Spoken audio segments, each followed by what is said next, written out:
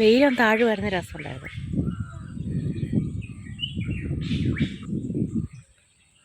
ബത്തേരി കിച്ചണിൻ്റെ ഇന്നത്തെ വീഡിയോയിലേക്ക് എല്ലാവർക്കും സ്വാഗതം. ഇന്നലെ രാവിലെ മുതൽ വൈകിട്ട് വരെയുള്ള കുറച്ച് കാര്യങ്ങളൊക്കെയാണ് വീഡിയോയിലുള്ളത്. ഇന്നലെ നെന്മേനിക്കുന്നിലേക്ക് പോയിട്ടുണ്ടായിരുന്നേ, ചേട്ടയുടെ തറവാട്ടിലേക്ക്. രാവിലെ കഴിക്കാൻ വേണ്ടിയിട്ട് പുട്ടുണ്ടാക്കുവാണ്. സാധാരണ ഉണ്ടാക്കുന്ന പോലെയല്ല, ഇച്ചിരി വെറൈറ്റി ആയിട്ടാണ്. കറികളൊന്നും ഇല്ലാതെ കഴിക്കാൻ പറ്റുന്നതാണ്. പുട്ടുപൊടിയിലേക്ക് കുറച്ച് പഞ്ചസാര ചേർത്തു. ലൈറ്റായിട്ടുള്ളൊരു മധുരം കിട്ടുന്ന പോലെയാണ് ചേർത്തേക്കുന്നത്.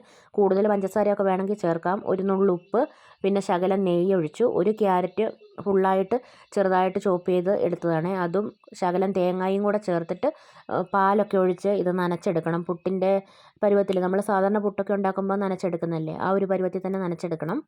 ക്യാരറ്റ് കുറച്ച് കൂടുതൽ ചേർക്കുകയാണെങ്കിൽ പുട്ടിന് ഒരു ലൈറ്റ് മഞ്ഞ കളർ ഉണ്ടാവും, ക്യാരറ്റിൻ്റെ കളറ് ആവിയിൽ വെന്ത് ഇറങ്ങുമ്പം. പിന്നെ ഇതിലേക്ക് പാലല്ലെങ്കിൽ വെള്ളം ചേർത്തിട്ടാണെങ്കിലും നനച്ചെടുക്കാം കേട്ടോ. ഒരു സമയത്ത് യൂട്യൂബിലൊക്കെ ഭയങ്കര വൈറലായ റെസിപ്പി ഇല്ലേ, പാൽപുട്ട്, അതിൻ്റെയൊക്കെ ഏകദേശം ഒരു ടേസ്റ്റ് ആവട്ടെ. ഏകദേശം അല്ല, ശരിക്കും ആ ഒരു ടേസ്റ്റ് പോലെ തന്നെയാണ്. പിന്നെ ക്യാരറ്റ് ചേർക്കുന്നതുകൊണ്ട് അതിൻ്റെ ഒരു ടേസ്റ്റും കൂടെ വരും, അത്രയേ ഉള്ളൂ. പുട്ടുപൊടി നനച്ചിട്ട് ഒരു 10 മിനിറ്റ് അടച്ച് വെക്കണേ. അത് കഴിഞ്ഞിട്ട് വേണം ഒന്നുകൂടെ ഒന്ന് മിക്സ് ആക്കിയിട്ട് സാധാരണ പുട്ടുണ്ടാക്കുന്ന പോലെ തന്നെ ശകലം തേങ്ങയൊക്കെ ചേർത്തിട്ട് ആവിയിൽ വേവിച്ചെടുക്കുക ചെയ്യുന്നത്.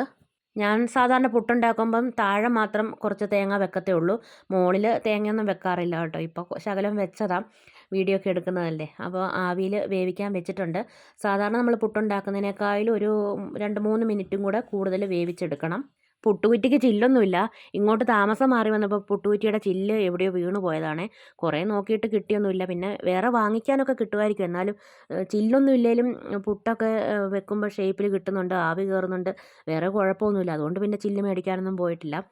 അക്കുവിന് കൊണ്ടുപോകാൻ വേണ്ടിയിട്ട് ഉരുളക്കിഴങ്ങ് മെഴുക്ക് പുരട്ടിയും ഉള്ളിച്ചമ്മന്തി ഉണ്ടാക്കി. ഇഞ്ചിയും പുളിയൊന്നും ചേർക്കാതെ ചെറിയുള്ളിയും ഉപ്പും മുളക് പൊടിയും തേങ്ങയും കൂടെ വെച്ചിട്ട് അരച്ചെടുത്തതാണ്. തൈര് കൂട്ടിയിട്ട് ഈ ഒരു ഉള്ളിച്ചമ്മന്തി കഴിക്കാൻ നല്ല ടേസ്റ്റാണ്. അപ്പോൾ അവൾക്കതാ കൊടുത്തു വിട്ടത്. അവൾക്ക് ഭയങ്കര ഇഷ്ടമുള്ള കറിയാണ് ഇത് മൂന്നും കൂടെ കൂട്ടി ചോറുണ്ണാൻ വേണ്ടിയിട്ട്. അവൾക്കങ്ങനെ എല്ലാം കൊടുത്ത് അതെല്ലാം കഴിഞ്ഞേച്ച് പിന്നെ കുറേ തുണികൾ അലക്കി വെച്ചിട്ടുണ്ടായിരുന്നേ. ടെറസിൻ്റെ മുകളിൽ തുണി വിരിക്കാൻ വന്നപ്പം നമ്മുടെ ഇവിടെ ടെറസിൻ്റെ മുകളിൽ നിന്നിട്ട് നോക്കുമ്പം അങ്ങ് അമ്പൂത്തി മലയുടെ മലയൊക്കെ കാണാം. അത് ഞാനിങ്ങനെ ഒന്ന് സൂം ചെയ്ത് വീഡിയോ എടുത്തതാണ്. അതൊക്കെ കഴിഞ്ഞിട്ട് ഇതാ തുണിയൊക്കെ വിരിച്ചിടുവാണേ. നല്ല മഴ പെയ്യേണ്ട സമയത്ത് ഏപ്രിൽ മാസമൊക്കെ ഉള്ള പോലത്തെ വെയിലും ചൂടുവാണ്. ഞാൻ തലയിലൊരു തുണി പോലും ഇടാൻ എടുക്കാതെയാണ് കയറി വന്നത്. ഭയങ്കര വെയിൽ, നിൽക്കാൻ പറ്റത്തില്ല, അതുപോലത്തെ വെയിലും ഭയങ്കര ചൂടുമായിരുന്നു. പിന്നെ തിരിച്ച് തുണിയൊക്കെ വിരിച്ചിട്ടേച്ച് ഇറങ്ങി ചെന്നപ്പോഴത്തേക്ക് കണ്ണൊന്നും കാണുന്നില്ല. കണ്ണൊക്കെ ഒരു മൂടൽ പോലെ ആയിട്ടുണ്ടായിരുന്നേ. ഇപ്പോൾ ഒരു 3-4 ദിവസമായിട്ട് നല്ല വെയിലാണ്. അതിനു മുമ്പ് നല്ല മഴയൊക്കെ ഉണ്ടായിരുന്നു. അത് കഴിഞ്ഞ് ഇപ്പം മഴയൊന്നും പെയ്തിട്ടില്ല. എന്നോട് ആരോ ചോദിച്ചായിരുന്നു മഴയുണ്ടോയെന്ന്. മഴയൊന്നുമില്ല, ഇപ്പോൾ നല്ല വെയിലും നല്ല ചൂടുമാണ്. തുണിയൊക്കെ വിരിച്ചിട്ടാൽ ഉച്ചയാകുമ്പോഴത്തേക്ക് പപ്പടം പോലെ ഉണങ്ങിക്കിട്ടും.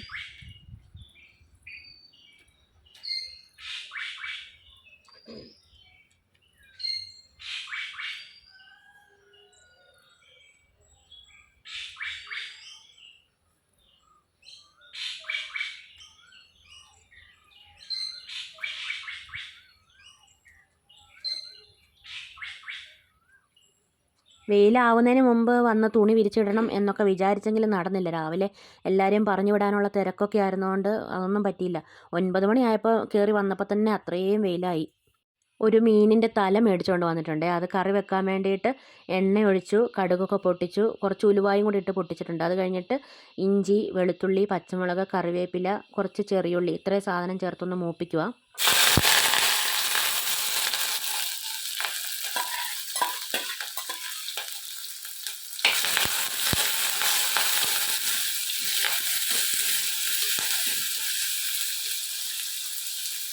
തലക്കറി വെക്കുമ്പം ചേർക്കാനുള്ള വെള്ളം ഞാൻ അപ്പുറത്ത് തിളപ്പിക്കാൻ വെച്ചിട്ടുണ്ട്. കുടംപുളിയും ഉപ്പും കൂടി ഇട്ടിട്ടാണ് തിളപ്പിച്ചെടുക്കുന്നത്. ചീവീടൊക്കെ കരയുന്നുണ്ട്. എനിക്ക് പകലൊക്കെ കുറേ പണികളും തിരക്കുമൊക്കെ ആയിരുന്നേ. വീഡിയോ എഡിറ്റ് ചെയ്യാൻ നേരം കിട്ടിയില്ല. ഇപ്പോൾ ഞാൻ സന്ധ്യ ആയപ്പോഴാണ് വീഡിയോ എഡിറ്റ് ചെയ്യുന്നത്. ഉള്ളിയൊക്കെ ഒന്ന് മൂത്ത് കഴിഞ്ഞപ്പോൾ അതിലേക്ക് മുളക് പൊടിയും മഞ്ഞൾ പൊടിയും കൂടെ ചേർത്തിട്ട് പൊടികളൊക്കെ നന്നായിട്ടൊന്ന് മൂപ്പിച്ചെടുക്കുന്നുണ്ട്. അത് കഴിഞ്ഞിട്ട് ഈ തിളപ്പിച്ച് വെച്ചേക്കുന്ന വെള്ളം ഒഴിക്കുവാണേ. എന്നിട്ട് ഇത് ഒന്നുകൂടെ തിളച്ച് വന്നിട്ട് മീനിൻ്റെ തല ചേർത്ത് കൊടുക്കാം. ഞാൻ മീൻ തല മുങ്ങിക്കിടക്കുന്ന പോലെ വെള്ളം ഒഴിക്കുന്നില്ല. മീനിൻ്റെ തല തിരിച്ചും മറിച്ചുമൊക്കെ ഇട്ടിട്ട് അങ്ങനെ വേവിച്ചെടുക്കുക കേട്ടോ ചെയ്യുന്നത്. ഒരുപാട് വെള്ളം ഒഴിച്ചാൽ ഇത് പറ്റിച്ചെടുക്കണമെങ്കിൽ കുറേ ഗ്യാസ് കളയുകയും വേണം, അല്ലെങ്കിൽ ചാറ് ഭയങ്കരമായിട്ട് കൂടിപ്പോവുകയും ചെയ്യും. നമുക്ക് ആവശ്യത്തിനുള്ള ചാറ് ആക്കി എടുക്കണമെങ്കിൽ ഒത്തിരി വെള്ളം ഒഴിക്കാതിരിക്കുന്നതല്ലേ നല്ലത്. അതുകൊണ്ട് അങ്ങനെ ചെയ്തതാണ് കേട്ടോ. എന്നിട്ടിത് ഞാൻ തിരിച്ചും മറിച്ചുമൊക്കെ ഇട്ട് വേവിച്ച് എടുക്കുന്നുണ്ടായിരുന്നു. ഒരു സൈഡ് വെന്ത് കഴിയുമ്പോൾ മറ്റേ സൈഡ് മറിച്ചിട്ട് കൊടുത്താൽ മതി, വെന്തൊക്കെ കിട്ടും. പിന്നെ ലാസ്റ്റ് പച്ച വെളിച്ചെണ്ണ ഒഴിച്ച് കറിവേപ്പിലയും ഇട്ട് എടുക്കുക കേട്ടോ ചെയ്യുന്നത്. മീൻതല ആയതുകൊണ്ട് പിള്ളേർക്ക് കഴിക്കാനൊക്കെ ബുദ്ധിമുട്ടല്ലേ. ഇനി വൈകുന്നേരം നെന്മണിക്കുന്നിലൊക്കെ പോയിട്ട് വരുമ്പോൾ അവർക്ക് എന്തെങ്കിലും മേടിച്ചുകൊണ്ട് വരണം. രാവിലെ ഞാൻ കുറച്ച് ചോറായിട്ടാണ് വെച്ചത്. ഇപ്പോൾ ഭയങ്കര വെയിലും ചൂടും ഒക്കെ ആയതുകൊണ്ട് ചോറ് ഒന്നിച്ച് വെച്ചാൽ രാത്രിയാകുമ്പോഴത്തേക്ക് കേടാവുമേ. അതുകൊണ്ട് ശകലം ചോറായിട്ടേ വെച്ചിട്ടുള്ളൂ. പിന്നെ വേറെ കാര്യമായിട്ട് കറികളൊന്നും വെച്ചിട്ടുമില്ല. അടിച്ചുവാരി തറയൊക്കെ തുടച്ച് കുളിയൊക്കെ കഴിഞ്ഞേച്ച് പിന്നെ കപ്പ കഴിക്കാൻ വേണ്ടി പോവുക. കപ്പ വിളമ്പി തലക്കറിയും എടുത്തിട്ടുണ്ട്.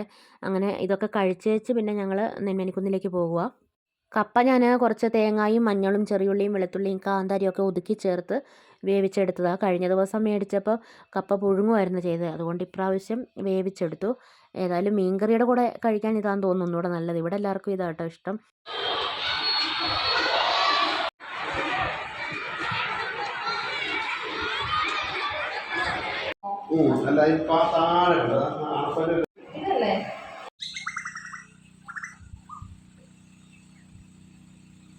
കുഞ്ഞിപ്പെണ്ണിനെ പോയി സ്കൂളിൽ നിന്ന് കൂട്ടി. എന്നിട്ട് അവൾക്ക് 1-2 ദിവസമായി പല്ലുവേദനയാണെന്ന് പറയുന്നത്. അതുകൊണ്ട് ഡോക്ടറെ പോയി ഒന്ന് കാണിച്ചു. കുഴപ്പമൊന്നുമില്ല, മരുന്നൊക്കെ തന്നു വിട്ടു. ഇവിടുത്തെ മേശ കണ്ടോ, തകിടിൻ്റെ ഡ്രമ്മ് മുറിച്ചതാണ് കേട്ടോ. മുറിച്ച് മേശയാക്കിയേക്കുന്ന ഈ ഓയിലൊക്കെ വരുന്ന തകിടിൻ്റെ ഡ്രമ്മുണ്ടല്ലോ അത്. റോഡിൽ കൂടി ഇഷ്ടംപോലെ വണ്ടികളൊക്കെ പോകുന്നുണ്ട്. പിന്നെ വയൽക്കാഴ്ചയൊക്കെ കണ്ടുകൊണ്ടിരുന്ന് ചായ കുടിക്കാൻ പറ്റിയൊരു സ്ഥലമാട്ടോ ഇത്.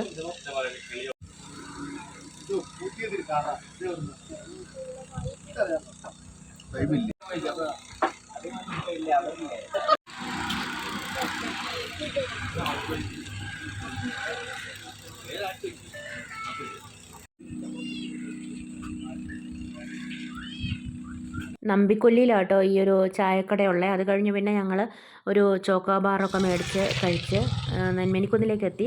അക്കു സ്കൂൾ വിട്ട് വരുമ്പം 6 മണിയാവും. അവളോട് ഞാൻ രാവിലെ പറഞ്ഞിട്ടുണ്ടായിരുന്നു ഇങ്ങനെ നെന്മണിക്കുന്നിലേക്ക് പോകും, കുഞ്ഞിപ്പെണ്ണിൻ്റെ പല്ല് കാണിക്കാൻ വേണ്ടിയിട്ടൊക്കെ പോകും എന്നൊക്കെ പറഞ്ഞിട്ടുണ്ടായിരുന്നേ.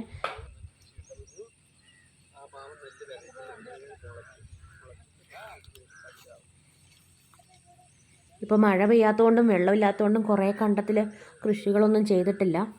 നെല്ല് വിതയ്ക്കുന്നതൊക്കെ കണ്ടപ്പോഴേ കുഞ്ഞിപ്പെണ്ണിന് ഓരോരോ സംശയങ്ങൾ, ചേട്ടാടി ഇങ്ങനെ ഓരോ സംശയങ്ങളൊക്കെ ചോദിച്ചുകൊണ്ടിരിക്കുക. അവൾ ആദ്യമായിട്ടൊന്നും അല്ല കാണുന്നത്, അവൾ പല പ്രാവശ്യം കണ്ടിട്ടുണ്ട്. എന്നാലും അതൊന്നും അങ്ങനെ ഓർത്തിരിക്കുകയല്ലോ. പിന്നെ ഇവിടെ ഒരു വീട് കണ്ടോ, ഈ വീടിൻ്റെ പുറകുവശമാണ്. പക്ഷേ എന്നാലും ആ ബാൽക്കണിയിൽ നിന്ന് നല്ല അടിപൊളി കാഴ്ച കേട്ടോ. ഇങ്ങനെയൊക്കെ വീട് വെക്കുവാണെങ്കിൽ നല്ല രസമല്ലേ. മുമ്പിൽ റോഡ്, വണ്ടികളൊക്കെ വരുന്ന പോലെ, പുറകുവശം ഇതുപോലെ വയലും. എനിക്കും ഭയങ്കര ആഗ്രഹമായിരുന്നു അങ്ങനെ ഒരു വീട് വെക്കണമെന്ന്, പക്ഷെ നടന്നില്ല.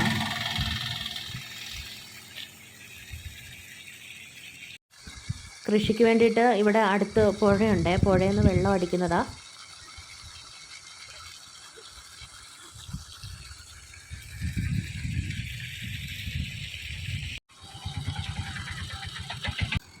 ഇവിടെ ഒരു ട്രാക്ടറുണ്ട്, അത് അവിടെ ഒരെണ്ണമുണ്ട് അങ്ങേയറ്റത്ത്.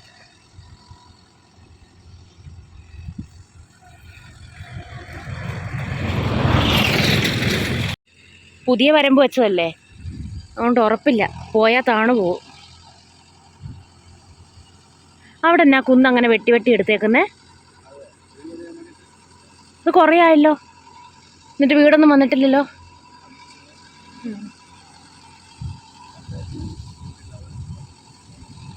ചേട്ടയെ അറിയുന്ന ആളാണോ? നോക്കുന്നുണ്ടല്ലോ.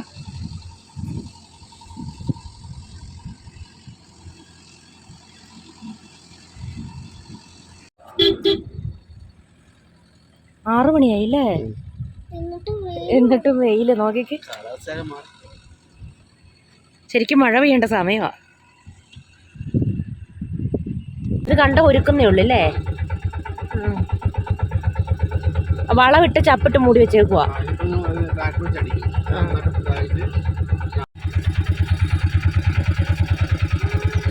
ഇവിടെ നെന്മണിക്കുന്നിൽ വീട്ടിലെത്തി. എന്നിട്ട് ചെറിയച്ഛൻ്റെ വീട്ടിലും വലിയച്ഛൻ്റെ വീട്ടിലൊക്കെ ഒന്ന് ഓടിപ്പോയി. അക്കു സ്കൂളൊക്കെ വിട്ട് വന്നതായതുകൊണ്ടേ വേഗം വീട്ടിലേക്ക് പോകാനുള്ള തിരക്കായിരുന്നേ. ഗപ്പിയല്ലേടാ ഇത്? വേറെന്തെങ്കിലും മീനുണ്ടോ? എന്നതാ അവിടെയോ? ഇത് അനിയൻ്റെ മക്കൾ വളർത്തുന്ന മീനാണ്. അപ്പോൾ അവിടെ പോയി കുറച്ച് വീഡിയോ ഒക്കെ എടുത്തു കേട്ടോ. നമ്മുടെ ഇവിടെ ഗപ്പി അല്ലാതെ വേറെ മീനൊന്നുമില്ല.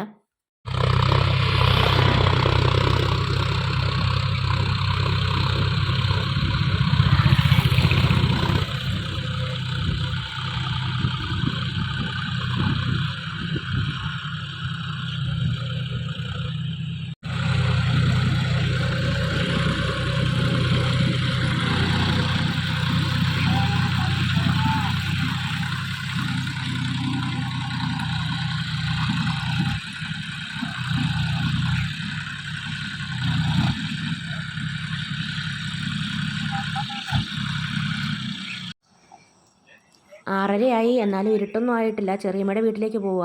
ഇവിടൊക്കെ ആന ഇറങ്ങുന്ന സ്ഥലമാട്ടോ. മഴ പെയ്താലേ ചേട്ടാ ഇനി എന്താ ചെയ്യാൻ പറ്റുള്ളൂ? മഴയില്ലാത്തതുകൊണ്ട് എല്ലാം ഉണങ്ങി വരണ്ട് കിടക്കുക. ചില കണ്ടത്ത് മാത്രം കൃഷി ചെയ്യുന്നു. ഓടണ്ട, വീഴുവേ. ചെറിയമ്മയുടെ അടുത്തേക്ക് പോവാ. ചെറിയമ്മയുടെ വീടിൻ്റെ ഫ്രണ്ടിലുള്ള വയലാട്ടോ. ഇവിടെയൊക്കെ കാണാൻ നല്ല രസമാണ്, പക്ഷേ ആന ഇറക്കുന്ന സ്ഥലമാണ്. ചേട്ടായും കുഞ്ഞിപ്പെണ്ണും വേഗം തന്നെ പോയിട്ടോ. ഞാൻ വീഡിയോ ഒക്കെ എടുത്ത് പതുക്കെയല്ലേ പോകത്തുള്ളൂ. പിന്നെ വരമ്പേ കൂടെ നടന്ന് വേണം ഇങ്ങോട്ട് വരാൻ വേണ്ടിയിട്ട്. വണ്ടിയൊന്നും വരത്തില്ല. ഞങ്ങൾ ചെന്നപ്പോൾ ചെറിയമ്മ അവിടെ ഉണ്ടായിരുന്നില്ല, അയൽവക്കത്തെ വീട്ടിൽ പോയതാണ്. പിന്നെ ചേട്ടായി ഫോണൊക്കെ വിളിച്ചു. പിന്നെ ചെറിയമ്മ ഓടി വന്നു. അതിനെ തുറന്നിട്ടില്ലേ? കൂട്ടി കയറാൻ നോക്കുന്നുണ്ടല്ലോ. അക്കു തന്നെയാണെങ്കിലും വീട്ടിലിരുന്നോളും, പേടിയൊന്നുമില്ല. പിന്നെ വലിയ കാറ്റും ഇടിയും മഴയൊക്കെ വരുമ്പോഴാണ് അവൾക്ക് പേടി. അന്നേരം നമ്മൾ പിന്നെ ഇട്ടിട്ട് പോരത്തൊന്നുമില്ലല്ലോ. കോഴിയുടെ പുറകെ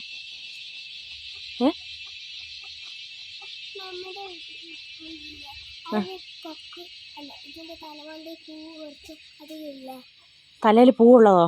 അതിൻ്റെ തലയിലും പൂവുണ്ടല്ലോ. ചെറുത് നമ്മുടെ അവിടെ ഉള്ള ഇച്ചിരി വലുതാന്നോ?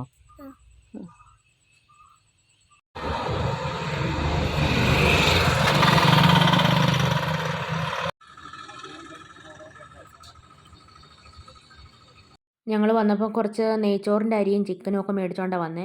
പിന്നെ വേഗം വന്ന് ചോറും കറിയൊക്കെ ആക്കി ഭക്ഷണമൊക്കെ കഴിച്ചു. അപ്പോൾ ഇന്നത്തെ വീഡിയോയും വിശേഷങ്ങളും കൂടെ നിർത്തുകയാണ്. വീഡിയോ കണ്ടിഷ്ടമാവുകയാണെങ്കിൽ സബ്സ്ക്രൈബ് ചെയ്യാനും ലൈക്ക് ചെയ്യാനും ഷെയർ ചെയ്യാനും കമൻറ്റ് ചെയ്യാനൊന്നും മറന്നു പോകരുതേ. നാളെ പുതിയൊരു വീഡിയോയുമായി നമുക്ക് വീണ്ടും കണ്ടുമുട്ടാം.